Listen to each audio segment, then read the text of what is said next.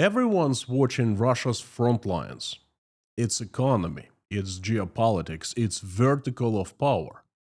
But almost no one is asking the most important question: what is happening inside Russian people? How are they really coping with those changes their country is going through? The truth may shock you. Russians are furious, and they're desperately looking for a new messiah. Yes. Howdy, howdy, everyone. My name is Konstantin. Welcome to Inside Russia, where usual Russia is explained by the unusual Russian. As usual, you will not find any BS, propaganda, or lies here. Instead, you will find plenty of truth, common sense, and logic. I make Russia make sense. You living through the tragedy of my country, so you will find plenty of emotions, especially today. Now, I want you to pay attention to what I have to say. My YouTube channel Inside Russia is about the transformations. I research and document how Russia is transforming from a normal country into the mad circus without future. I talk a lot about President Putin, his regime, his friends, his family, his servants. I talk a great deal of the economy because I believe economy is very important. It's the foundation of the state, especially now, with the ability to finance the war in Ukraine or not to finance. I talk a lot of how Russia is governed by the system that Putin has created, called the vertical of power. I have a great deal of knowledge of all things Russia. But let's be clear here. You right there sitting watching me right now, you can dig that information yourself. If you speak fluent Russian and invest about 8 hours a day monitoring and studying everything coming out of Russia, after a year or so of work and research, you might start getting these things right by yourself. What you will not get is what's not written in the mainstream media, not discussed in the internet. This is exactly what I want to tell you today, exactly what you will learn. This is the original thought. I haven't heard of it anywhere on YouTube or on the internet in general.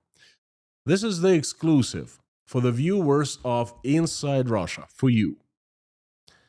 Now, let's start doing some comparison.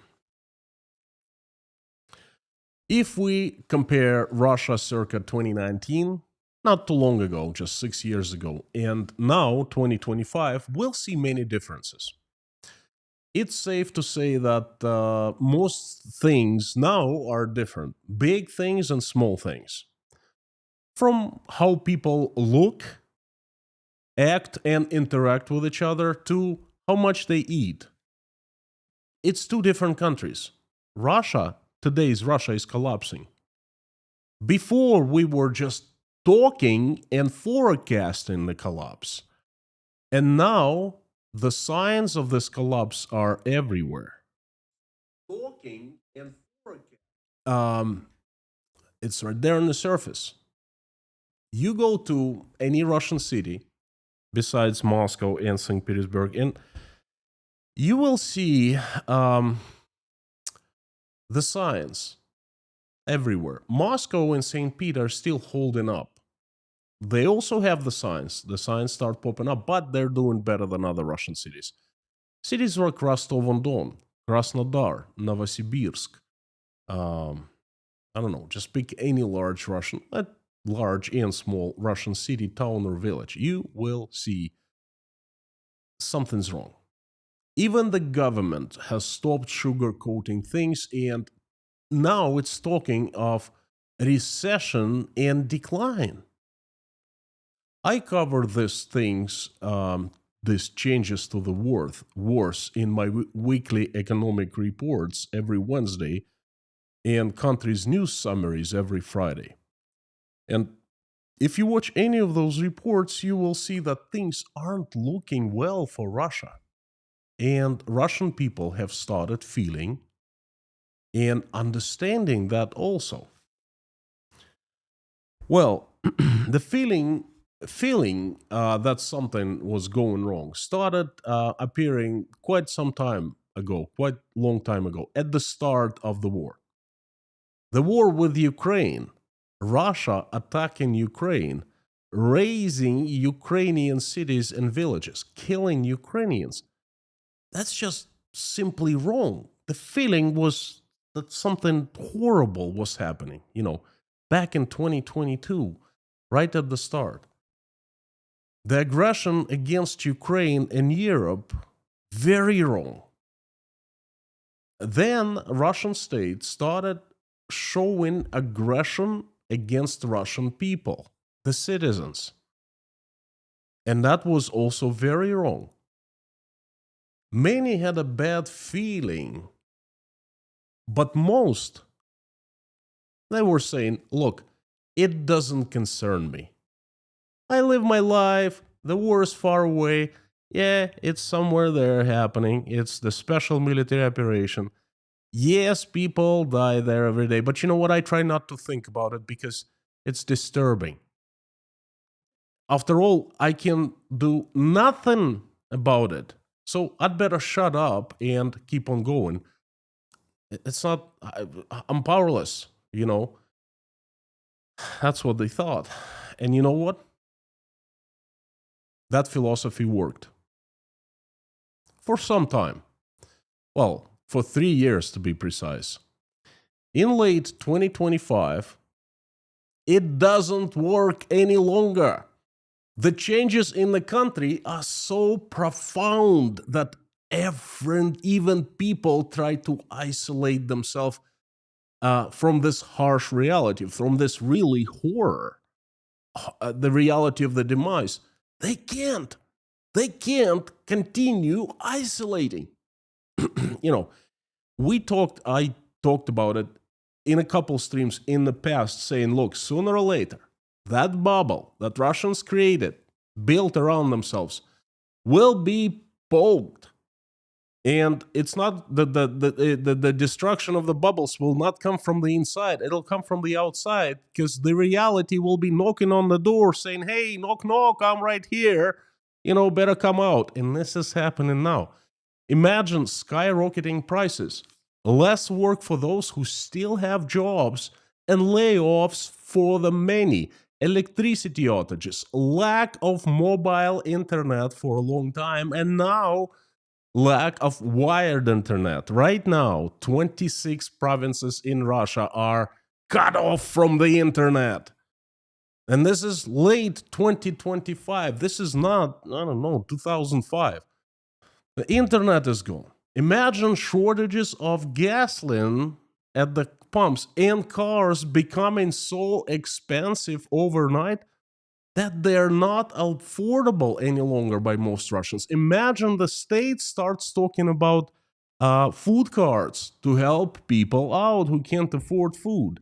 Imagine problems with public transportation. Imagine Russian mayors saying, well, you know what? We don't have any money for the buses any longer, but the Russians have right to walk, so they can walk. Imagine the TV changing its tone from total and complete victory not too long ago to all is bad now, and we need to find who is responsible. Imagine every single cemetery in Russia has grown with fresh graves. Imagine fear, total fear. Russians don't communicate with each other freely any longer. Putin declaring total victory. May 9th, just a few months ago.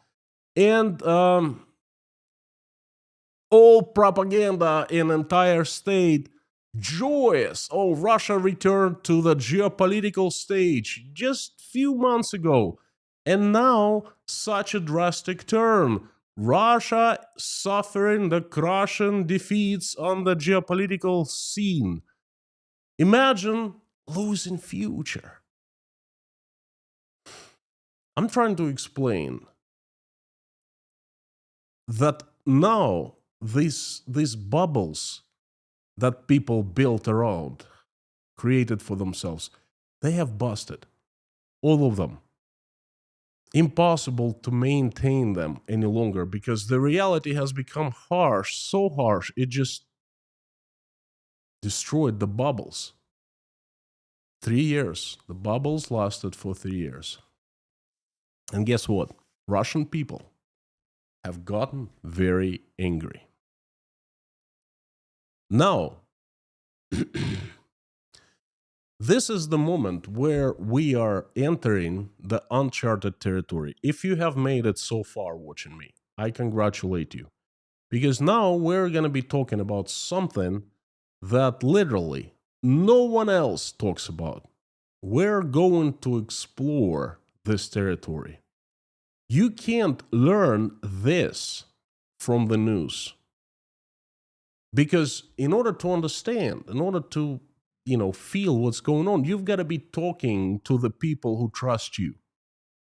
To listen to what is talked about at stores, gas stations, on buses. You've got to know what people talk about at their kitchens.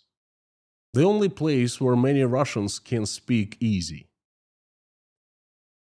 And most are absolutely furious. They understand now. The feeling stage that something was going wrong is over. Now comes understanding. The feeling is in your heart. Understanding is in your head. When you have a feeling, it's just a feeling. It's perhaps it's disturbing, perhaps unsettling, but it's just a feeling. But when you understand with your mind, that's different. Now, Russians understand that things aren't going well at all, aren't going according to the plan. They don't listen to Dmitry Peskov any longer. They understand now that their country is in big, big trouble. The most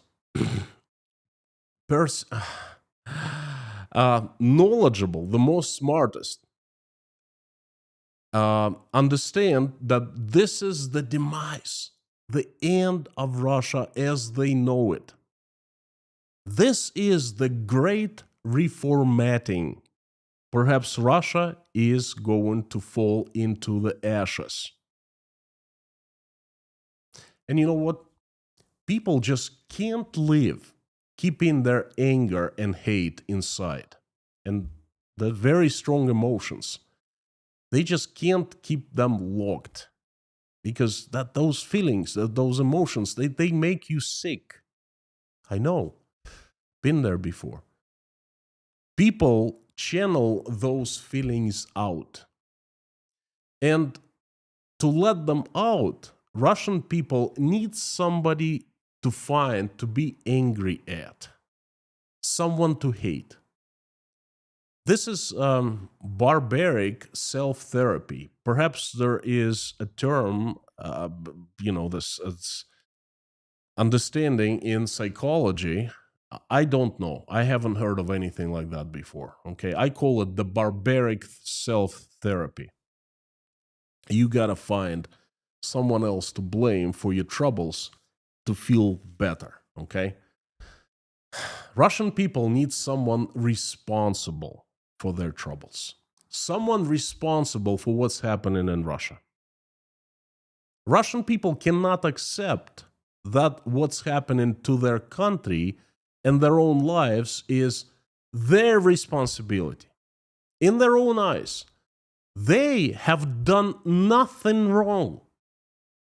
They didn't order to attack Ukraine. They didn't want the war in the first place. They have always felt bad about it, Who feels good about people dying, right?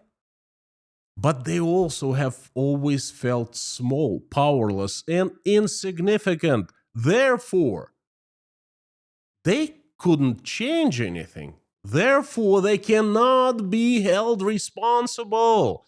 And this is the big secret about Russian people. They cannot accept responsibility because in their own eyes, they cannot be held responsible. Someone else needs to be held responsible. Yet they are suffering now. It's their lives. It's their well-being. It's their living standard. Perhaps it's the loved ones who were mobilized, thrown to Ukraine, and were killed there. And that, you know what? That hurts. Yes. When your life changes so drastically, when you lose your loved ones, you lose your job, you lose your income, you lose your freedoms, you lose internet, you lose electricity, you know what? You start thinking, what the heck is going on? So it's them suffering, but they're not responsible. Therefore, it's not fair. Therefore, there's got to be someone responsible for that. And there are. Those who run Russia, those who have the power. But not Vladimir Putin. Oh, no. Everyone else around him. They think they are the victims. And Vladimir Putin is also the victim. They are the victims of the bad guys who want to destroy Russia. The liberals, them liberals who were influenced by the West. The liberals in the government, the economists, the senators, the foreign agents, Navalny supporters, the foreign spies, those Russians who have fled Russia and are living outside in other countries in exile, they are responsible.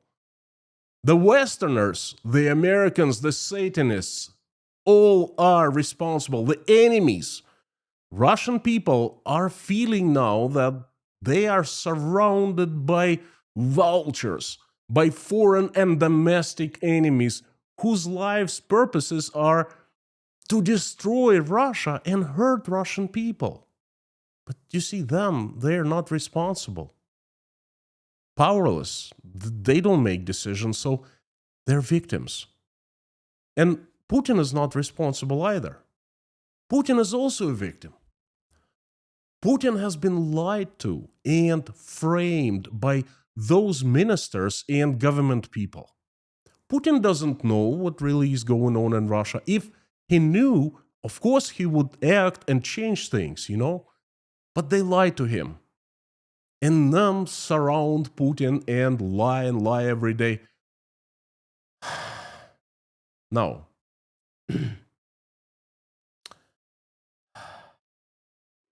why is that so?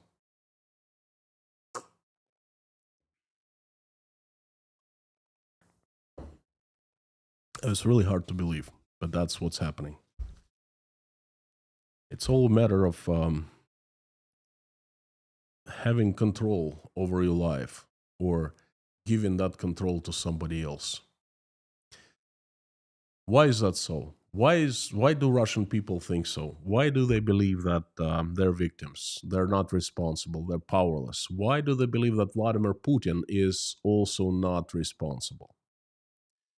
Now, and here, listen to me very carefully, because this stuff is gold. They believe so because Putin is their choice.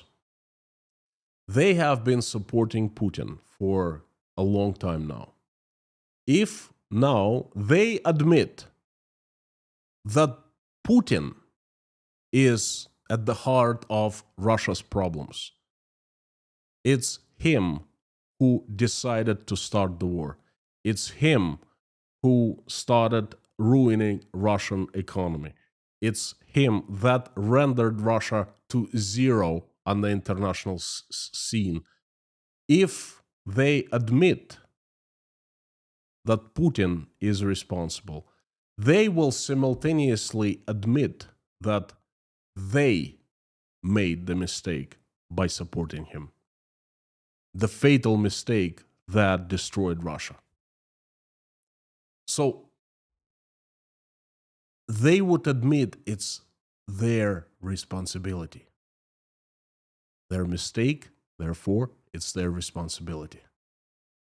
And you know what? Accepting responsibility hurts. I know personally, you are looking at a Russian sitting and speaking in front of you right now. I've been there and I've done that. There are many of you out there who watch me from the day one of the war. I never hid from you that I was hurting, and I have always accepted responsibility. And am feeling guilty. I have been feeling from the day one of that war. You know what?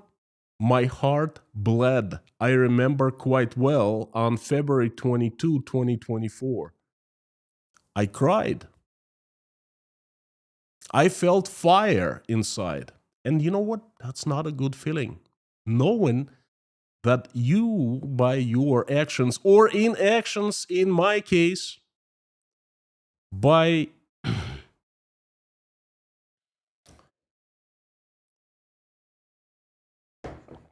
your compliance, have helped to bring Russia to where the stage, at the point where it attacked Ukraine.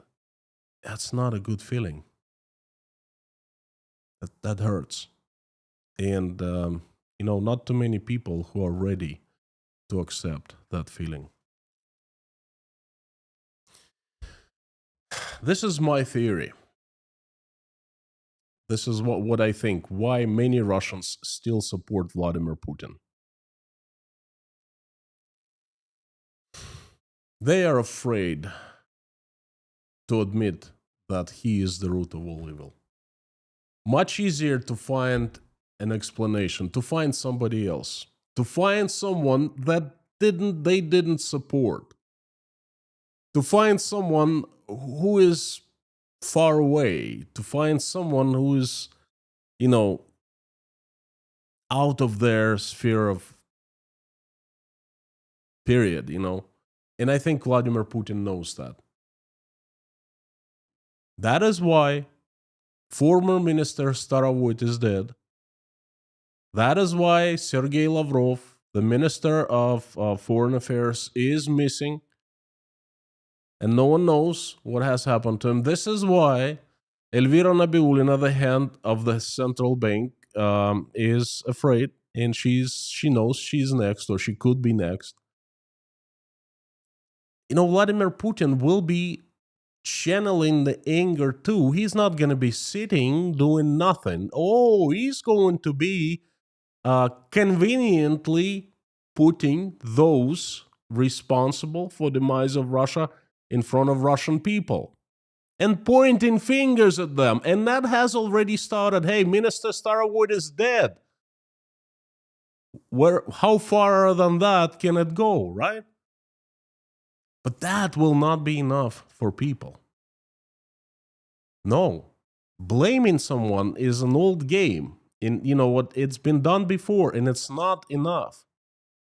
On top of blaming, people need hope.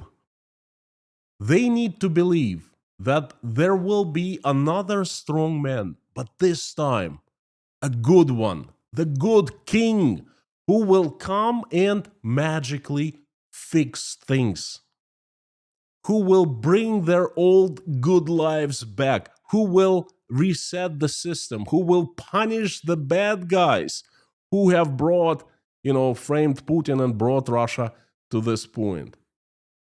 They need a savior, a messiah. Well, this is where it's getting very strange. Such messiah is being born. And I bet you have not heard of that. This is only can be found at this point, at this channel inside Russia. This is the original material for you only. Who is the messiah? That's the man who fits the profile, the very least. It's the Minister of Defense, Andrei Belousov. I kid you not. I was as surprised as you are now. The Minister of Defense Belousov, the Messiah, the guy who can fix things, who can replace Putin, who can step into the shoes of Putin and better things to undo that what Putin has done. Are you kidding me? Well, apparently, apparently that's true. Now, who is Andrei Belousov? He's an economist. He's pretty much a nobody. He's been serving Soviet and Russian state all along. He comes from Gosplan, that's state price control ministry of the Soviet Union. Then he was educated, became economist there. He had powerful parents, and then he continued working for Russian state in the 90s, and then he worked for Putin for a long time. He was a bureaucrat, and then Putin made him his economic advisor. And on May 12th, 2024, Andrei Belousov replaced Sergei Shoigu as the Minister of Defense. Now, it was such an odd choice for the Minister of Defense that everyone felt really shocked. And placing an economist who Putin trusts, in charge of Russian armed forces, very odd decision. And everyone back then started saying, look, Russian army is so corrupted. Andrei Belousov is sent by Putin with the mission to fix things inside the army, to clean the army of the corruption, to cut the costs, to make sure that things run smoothly economically, okay? Because Russian state had been spending so much money for the Russian armed forces, it needed results, no results. So Andrei Belousov came in. Back then, I forecasted that Andrei Belousov was not the man to lead the armed forces, and he certainly would not fix anything. I turned out to be right. We haven't heard much from Andrei Belousov since May 12th, 2024. Now, I clearly remember, twice he appeared on television. First time, he was acting very tough soon after his appointment. He was threatening subcontractors of the Russian army, contractors and subcontractors, companies who were building barracks for the soldiers. He was on camera threatening them with prison time if they fail to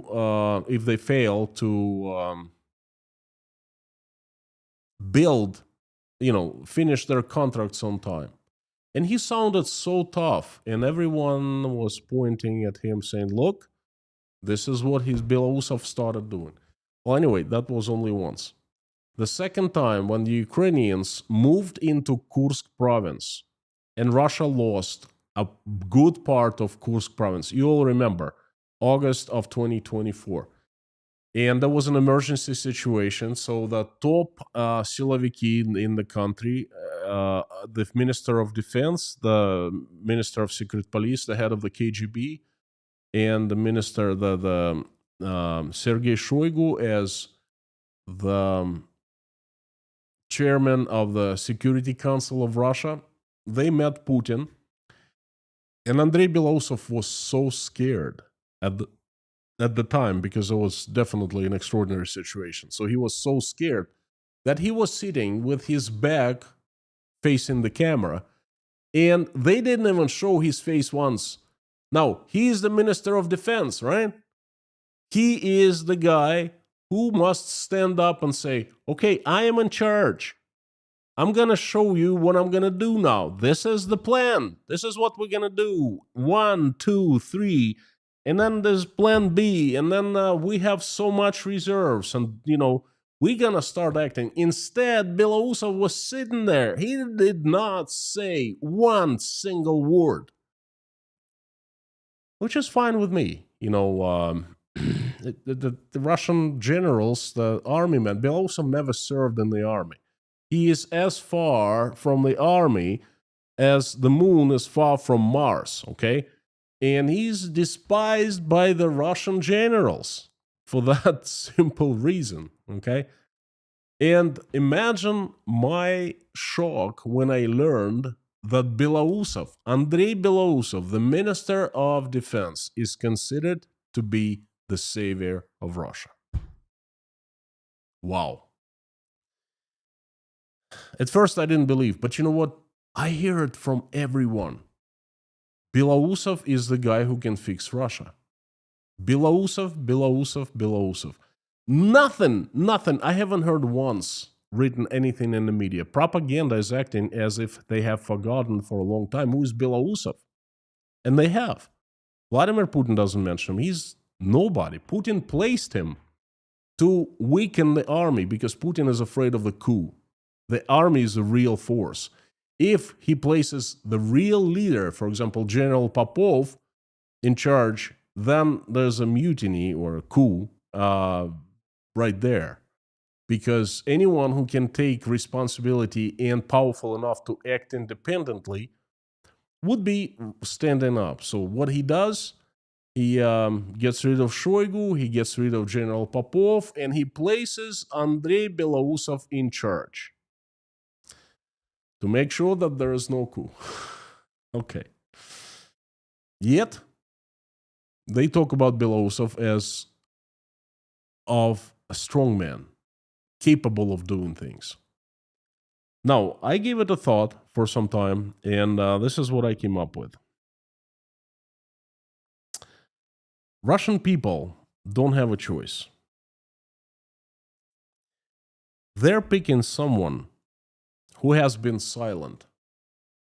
That's the only person who hasn't done anything.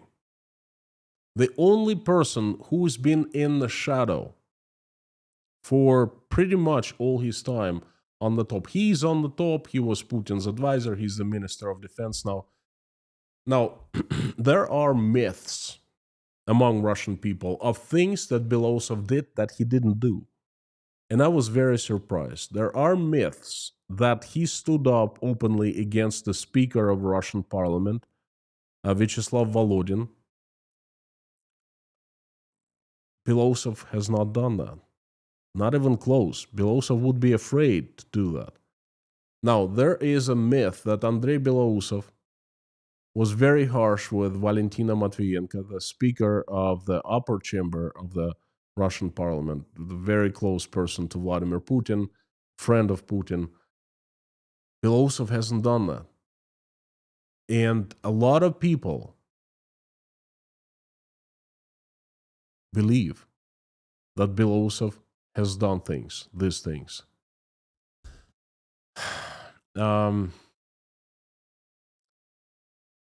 They have no one else, not even close, to fit the role of savior. There is no one in Russia, in Putin's surroundings, anywhere, anywhere in Russian state, there is no one to even act, to give people hope that that person could somehow come and fix things. So they turn to the person who can do that the least. And they only do that because he's been silent. He hasn't said anything. He hasn't done anything.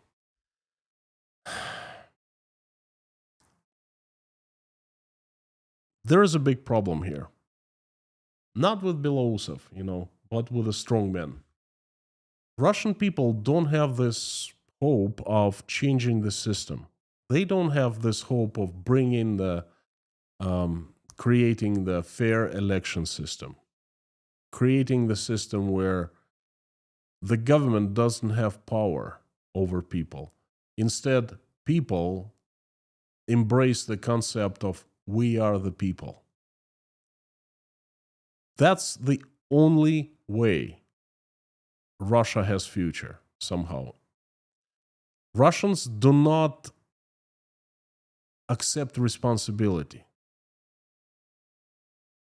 Instead, they hope that another strong man, another king comes and punishes those who misbehaved, who committed crimes or whatever. A strong man would punish current strong men. That's what they're hoping for. And I gotta tell you, there's no future in Russia like that. Russian people are angry, and I understand they're channeling their anger at different whoever they can find. Some people believe it's the enemies from abroad. Some people think that it's the opposition inside Russia. The enemies, the foreign agents inside Russia, and domestic enemies of any kind. Everyone picks a target according to what they know, what they understand, and how they think. I understand that that is how they're trying to cope with the reality, and they're trying to stay sane. But you know what? That's not going to fix things. It will not fix anything in Russia. It won't even bring them the good king, because with the attitude like that, their future will be decided on the top between the strong men, between the clans, the power clans. And they're not going to ask Russian people. Instead, they will shuffle things around there. They will come up with another Putin, and they will continue to do whatever they have been doing. And this is the news I have for you, friends, today. Again, I have not heard of anyone speaking of this on the internet. I think it's very interesting and shocking, especially that part about Andrei Belousov being the savior, the messiah. Who would have thought, right? He will not be the messiah.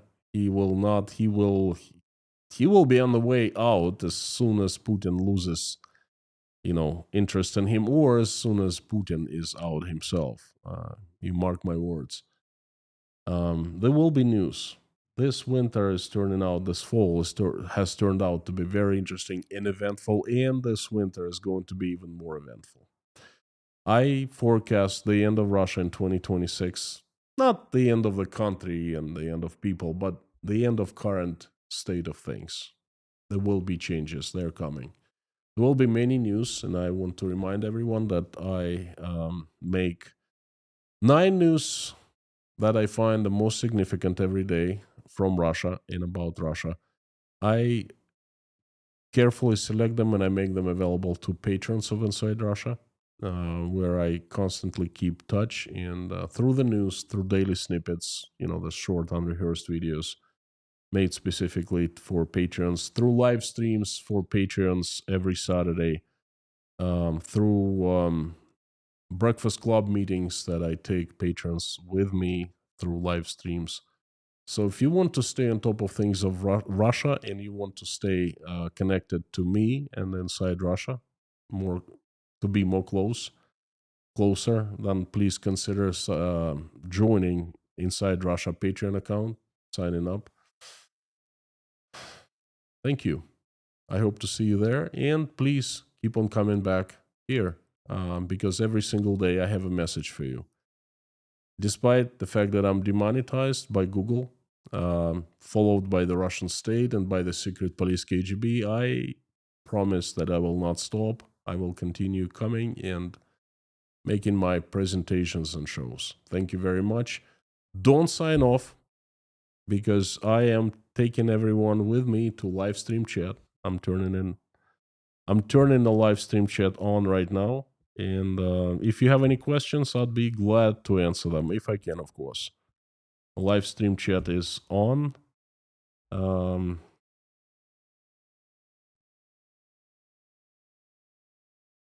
My most favorite part of any live stream. If you're not seeing the live stream chat, please press the refresh button and you will see it. I'm seeing it right now.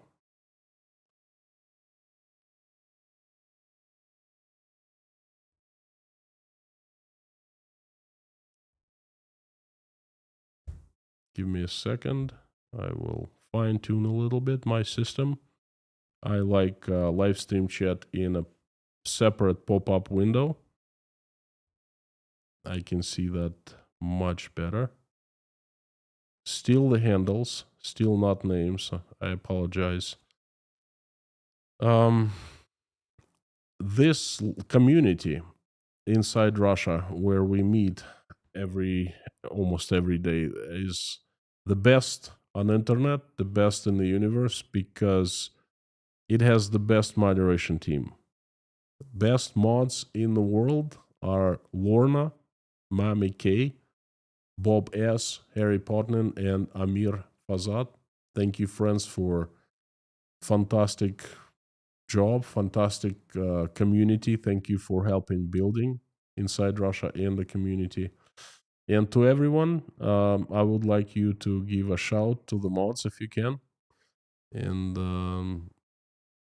don't break the rules, which are very simple. We do not discuss US politics here. We are nice to each other.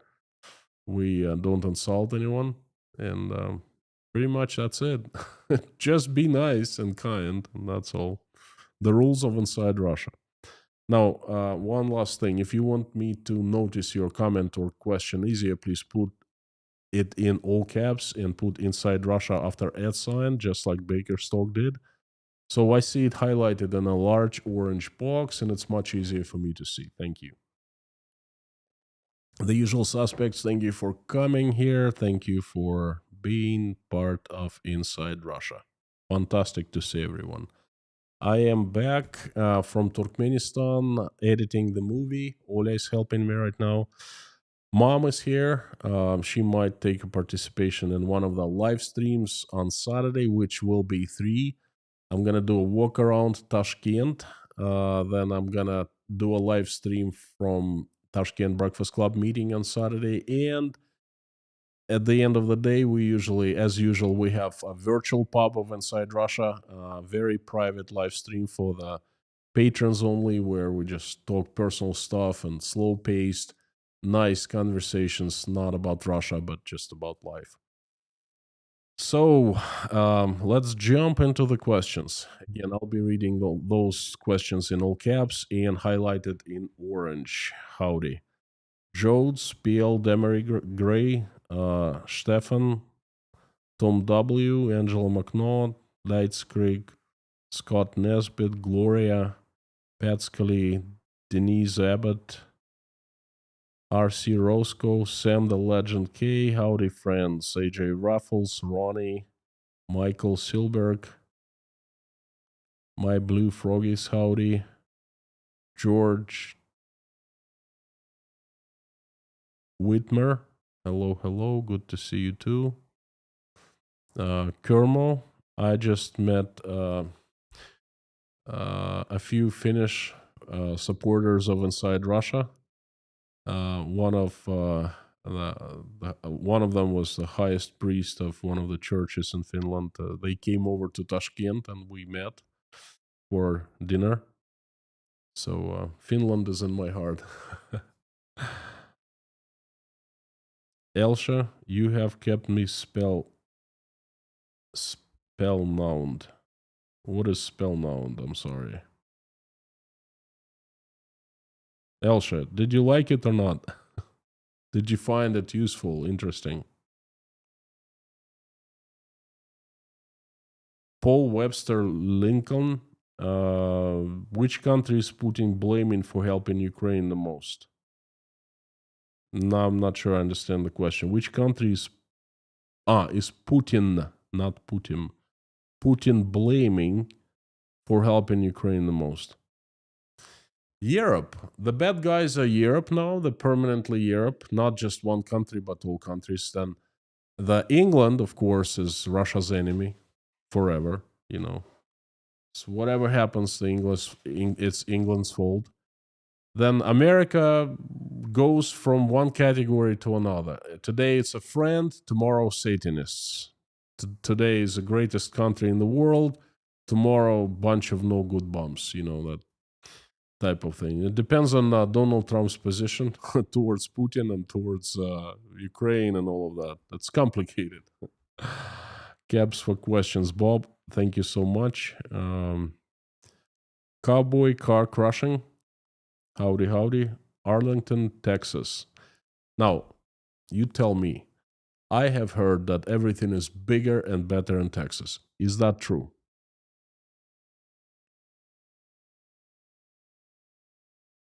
Gloria, thank you for the wishes to my family. Thank you very much. League City, Texas. Carolyn, same question to you. Is Texas really bigger and better?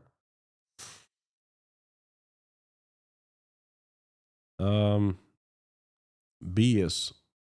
All around the world, people are voting strong men at the cost of democracy. Don't bury us yet. Things will get better. I have hope. I have faith. Without faith, living is it's really tough, you know.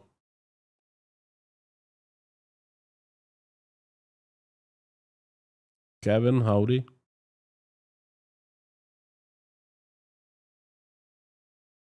Now, Paul Webster, I answered the question.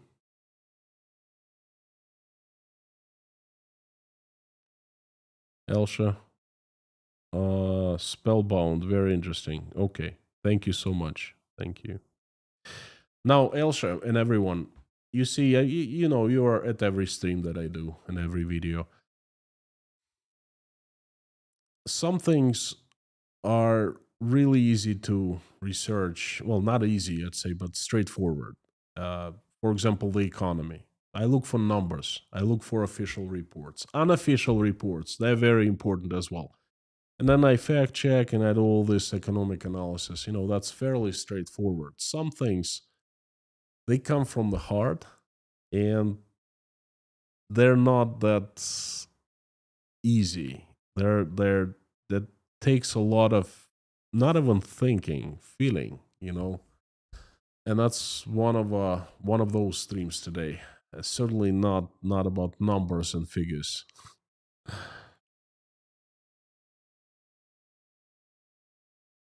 Stanley from Stan in West Virginia. Thank you for your informed analysis. Well, they're very welcome. Thank you. So glad you safely returned to Tashkent. Me too. It was quite a trip to Turkmenistan. Russian future seems so bleak. Yes, it does. Yes, it does. Now, Stan, believe it or not, but we talk about West Virginia a lot. Friend of mine, his sister married a guy from West Virginia and moved with her child. And then she works in the mountains. They have a large ranch and a big hotel, and people go there for a weekend and do like I was gonna say snowmobiling. No, riding buggies and things like that. So you know, basically we discuss how things are in West Virginia a lot.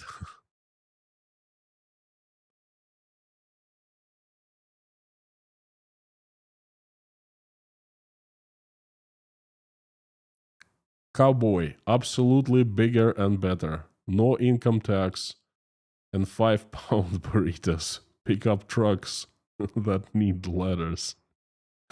Okay, okay. Burritos are nice, but I like you know, steaks better. Chicken wings, stuff like that.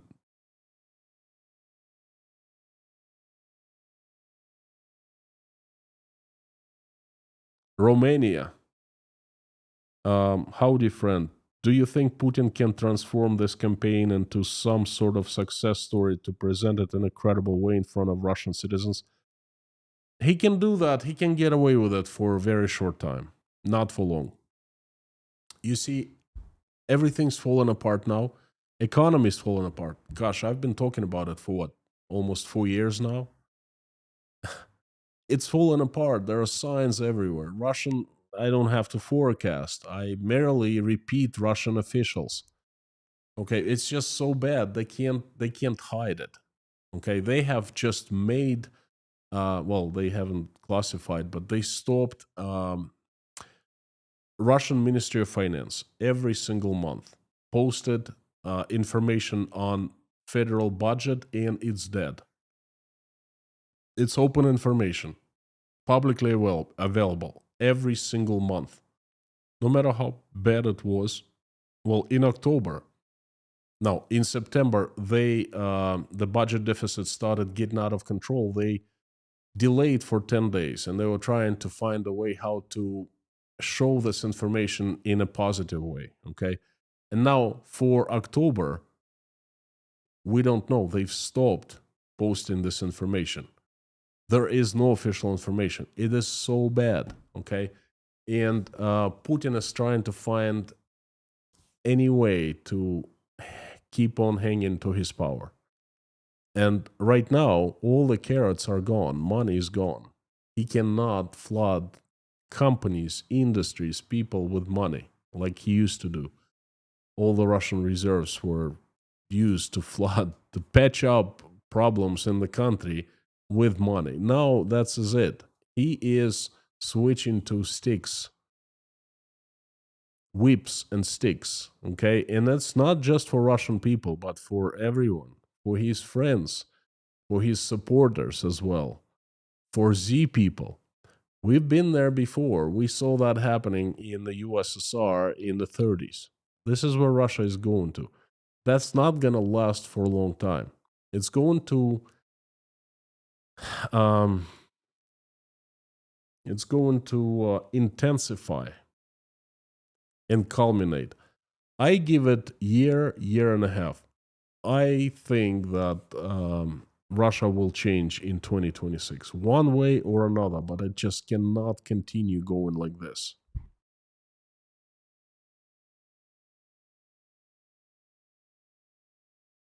John Richards from Colorado. Some psychologists speak of focus of responsibility to explain whether external or internal forces are responsible for what happens. Thank you so much. It's really good to hear. No, I'm not a psychologist. I know a little bit, but not enough. And I have not heard of anything what I talked about today. So this is my observation and my analysis. Good to know. Focus of responsibility, that's how it's called. I will look it up, Google it. So thank you. J. James, thank you. Is Kaliningrad already lost to Russia, and will Chechnya moving even further from central government when change comes? Now, who told you that Kaliningrad already lost to Russia? No, it's not. Now, can it be lost?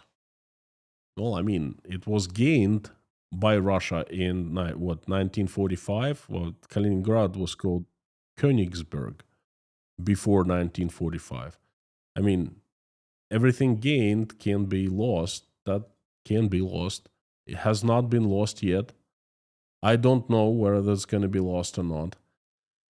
But it certainly is a convenient location to secede from Russia. There's no question about that. Chechnya, well, they tried once. It depends how things go in Chechnya. Now, Ramzan Kadyrov is not present in Chechen political life any longer. He's, well, I was gonna say in hiding. No, he's not in hiding. He's not doing well. That is absolutely clear. And I think right now he's everyone is looking how to assess the power. Okay, there is a guy, Pti Auladinov. Russian propaganda is pumping up him with pumping his image up. Could he be the next I'm sorry, Ramzan Kadyrov? Perhaps, perhaps not. I don't know, but we will see. Too many things can go two different ways.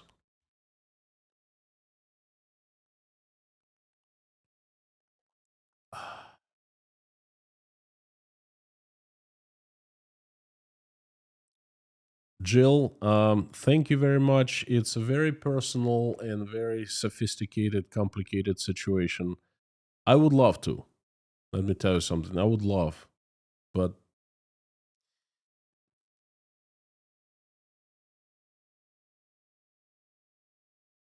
I don't want to talk much more about that. That's private things, you know.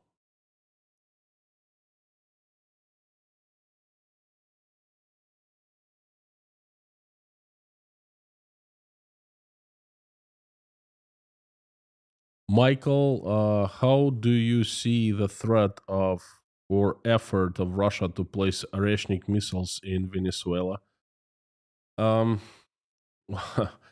the last time I heard, a Soviet Union placed missiles someplace close to the USA, almost got its butt kicked. Correct me if I'm wrong. It was back in the 60s. Um, I think it's just bravada by just certain people.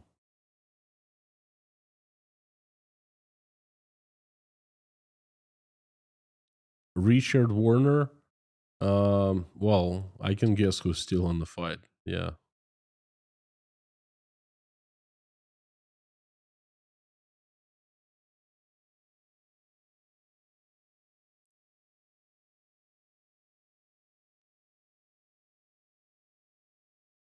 Ton to the Scout. Greetings from Utah. I'm sending my love to Utah. I've been to Salt Lake City once. Unfortunately, I was just passing through. I didn't get chance to explore the city, but I heard it's a absolutely wonderful state.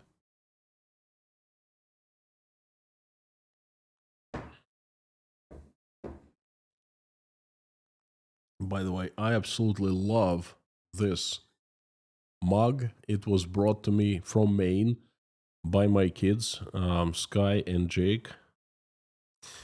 I'm very proud to have this. Simply the best dad ever. Um, thank you, kids. Now,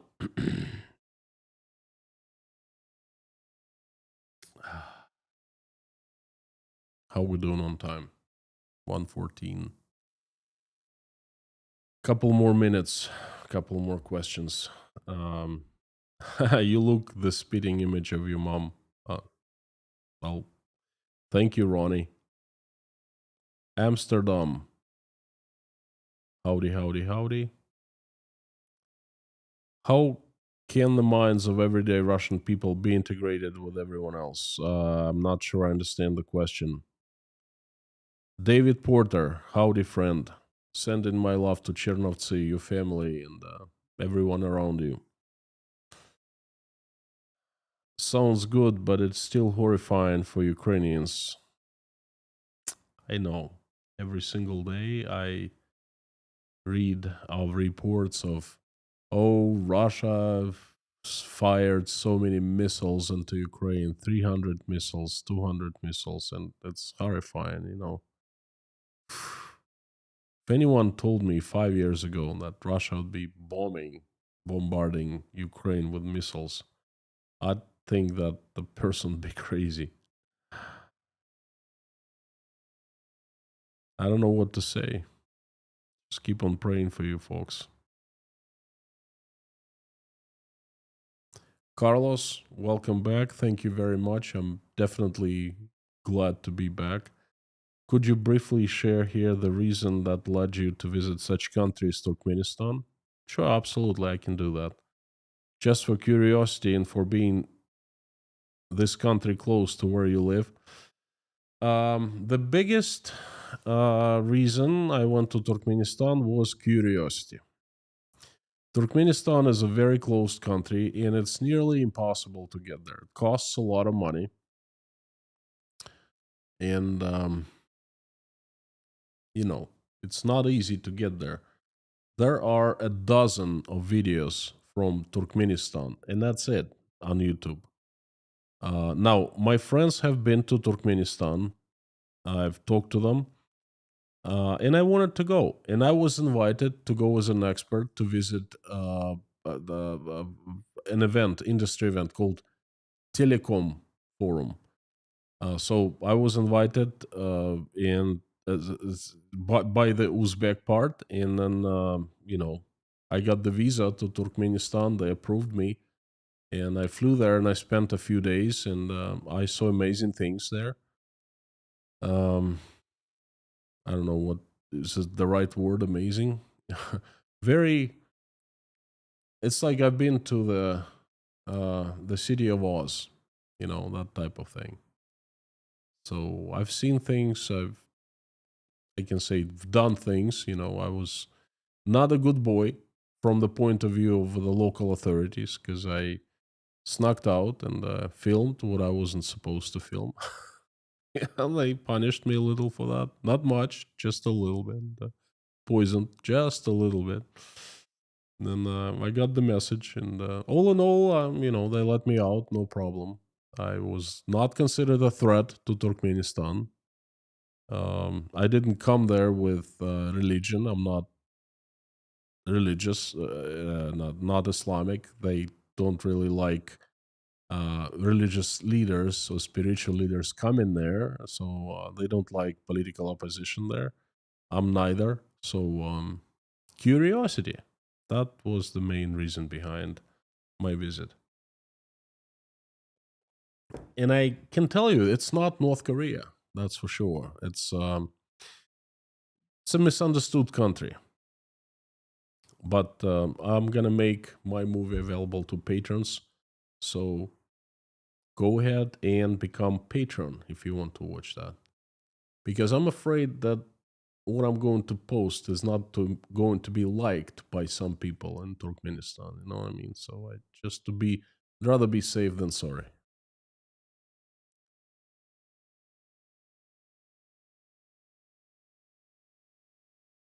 Okay, Lorna is signaling me the time. Thank you very much. See, Lorna, I've been a little off shape lately. This is my second live stream after coming back, and I kind of like miss these things. It's like daily live streaming is like practicing for the Olympics.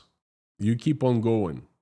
You do it every single day. If you miss a few days, you start forgetting one thing, you start forgetting time, you start forgetting some equipment, this and that. You gotta keep on going, keep on pushing the pedals. No, North Korea. I've said too much about North Korea. I don't. Nah, perhaps year after, not next year. 2027. More isolated Arab states. I've been to all Arab states I wanted to go, except for Saudi Arabia. But I wanted to go to Saudi Arabia not for curiosity, but for business. I was involved with one of the high tech projects here, and we wanted to take it to Saudi Arabia. We couldn't because that's another hard country to get into. But Saudi Arabia is not, just like another Arab country. It's not interesting. There's no curiosity there. Just don't insult their horses in Turkmenistan. Well, okay. I'd say don't insult certain people in Turkmenistan.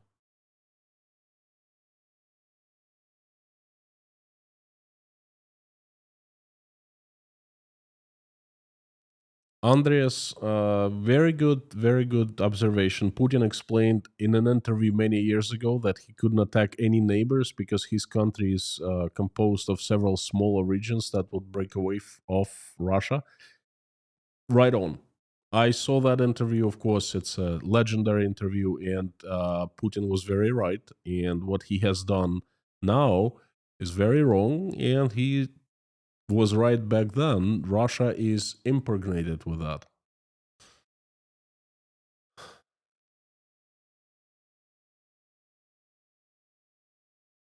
Jodes, did you ride the world's biggest indoor Ferris wheel where you were there? I was right next to it. I filmed it. It's in the picture, it's in the video, but you know what? I had no desire to go and ride it. I mean, why would I do that? It's stupid. I saw a YouTube video, a guy did that. That was enough. I had better things to do.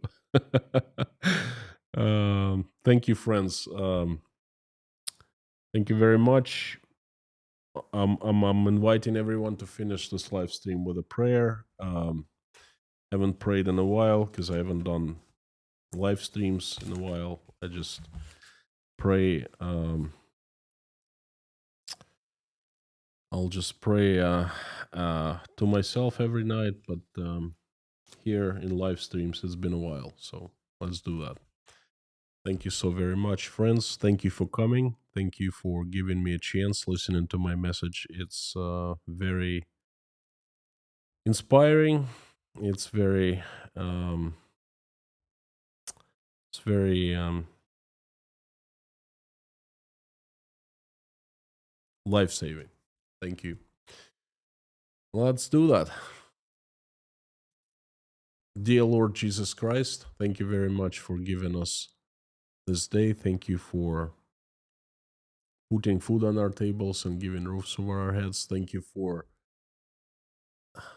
giving love into our lives. Thank you for the loved ones. Thank you for our families and children. Please give us wisdom to keep the skies above our children's heads safe and peaceful, and give us wisdom to raise our children in a way that when they grow up, they will not fight in any wars and they will make this world a better place. For now, please keep our children healthy and safe. Dear Lord, I am asking to help Ukraine to stop the bloodshed. The country and its people need peace. Please reach out and touch the hearts of those who are responsible and capable to make the decision to stop the bloodshed. Fill their hearts with love. Remind them that they're still human beings. So they wake up from their lethargic sleep and make the decision to bring peace to the country.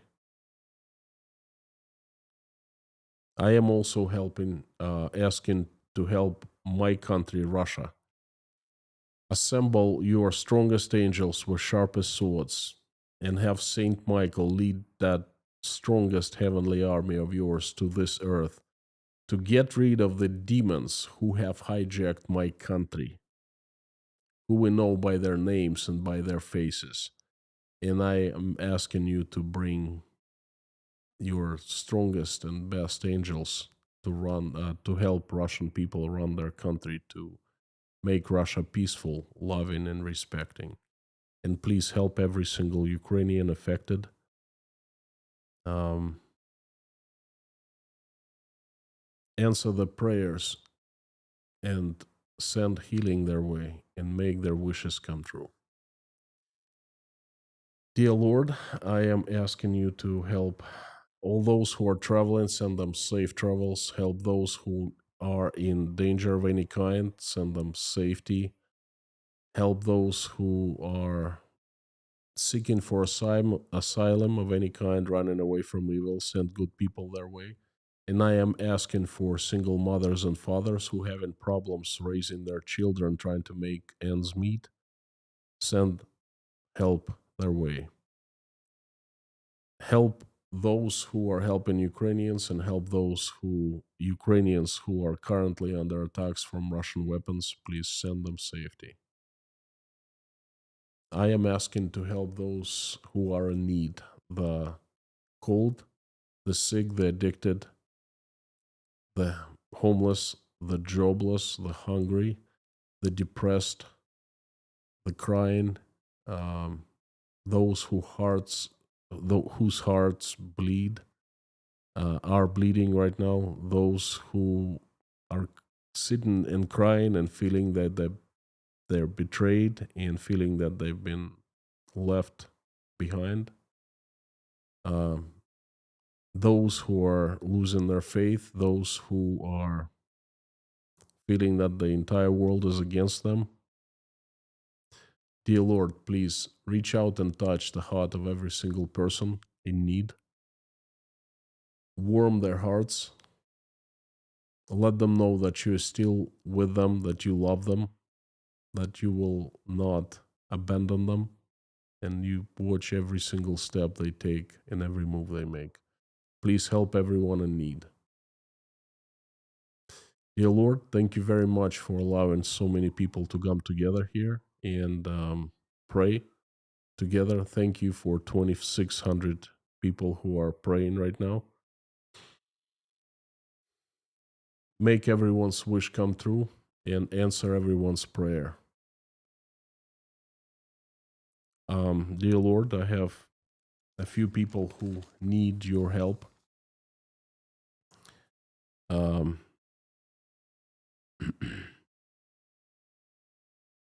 their names are Joanne Hurls, Larry Barth, Helen, TMBC, Tony, Victor Garishan, Uli Yun, Pamela J. Please send recovery. Lee and Brenda, Ray, Rachel, Gail, Nelson, Karsten, Teresa, Ron Bazoid, Ron, um, Ron, Ron's daughter. Please help find home. She's struggling, homeless right now. Ann, Hannah, Jeffrey S. and his family.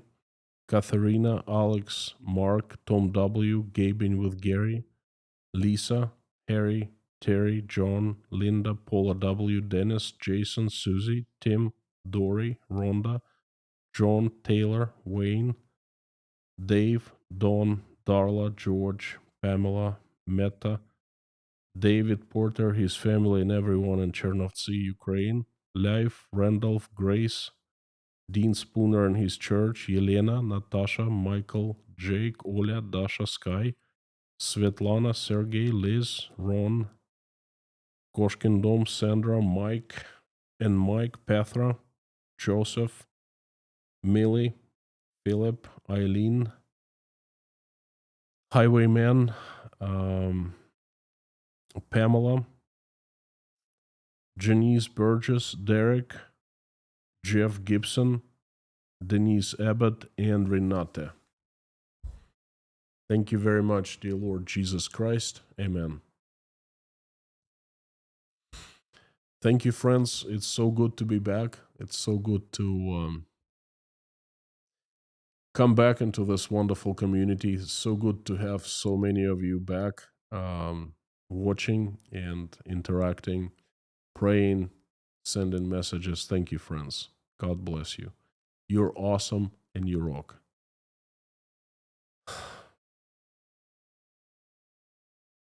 Come back tomorrow for economic update. I know I did one not too long ago on Monday. It was very good material, but very bad presentation. I was tired, literally falling asleep. It was 4 a.m. But there's been so much since then, just a couple days, but so much that I have enough material for another economic update, which will happen tomorrow. Then please come back for that. And again, you're awesome and you rock. Thank you, friends. Thank you. Thank you. Thank you. Thank you. I am asking before sign off, I am again asking you to do the usual, to say something along with me out loud as you can. The following: Carthago delenda est.